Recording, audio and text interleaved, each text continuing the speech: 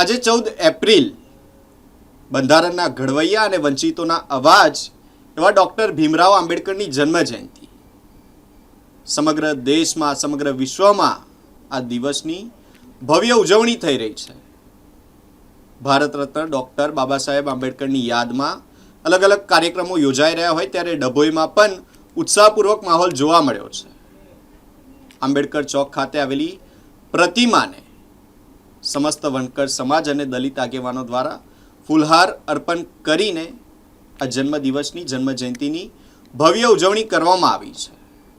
આ સાથે જ સમગ્ર વિસ્તાર જય ભીમના નારાઓ સાથે ગુંજી ઉઠ્યો હતો. તમામે ભારત રત્ન ડૉક્ટર ભીમરાવ આંબેડકરને યાદ કરી પુષ્પાંજલિ અર્પણ કરી છે. ડભોઈ ખાતે ડૉક્ટર ભીમરાવ બાબા સાહેબ આંબેડકરની 135મી જન્મજયંતિ નિમિત્તે વણકર સમાજ અને દલિત સમાજના આગેવાનો દ્વારા આ કાર્યક્રમનું આયોજન કરવામાં આવ્યું હતું. આ પ્રસંગે મોટી સંખ્યામાં આગેવાનો અને સમાજના લોકો ઉપસ્થિત રહ્યા હતા. આંબેડકર ચોક ખાતે પ્રતિમાને ફૂલહાર અર્પણ કરીને ડૉક્ટર બાબા સાહેબને યાદ કરવામાં આવ્યા અને ડૉક્ટર બાબા સાહેબ અમર રહો જેવા સૂત્રોચ્ચાર સાથે જન્મજયંતિની ભવ્ય ઉજવણી કરવામાં આવી.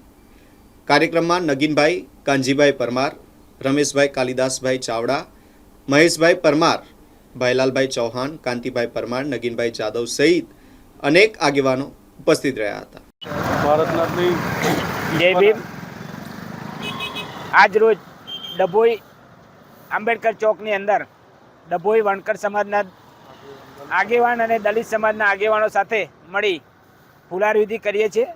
એમાં બાબા સાહેબનો આંબેડકરનો જન્મ 1891માં મહુ ગામે થયો હતો, જેનાથી અમારા બંધારણના ઘડવૈયા ભારત દેશ તેમજ બીજા દેશોમાં પણ એમના સ્ટેચ્યુઓ મૂકવામાં આવેલા છે. અને જે રીતે ભારત દેશમાં ભીમ સેના તરીકે જે અમે લોકો કામ કરી રહ્યા છે, તો બંધારણને કંઈ પણ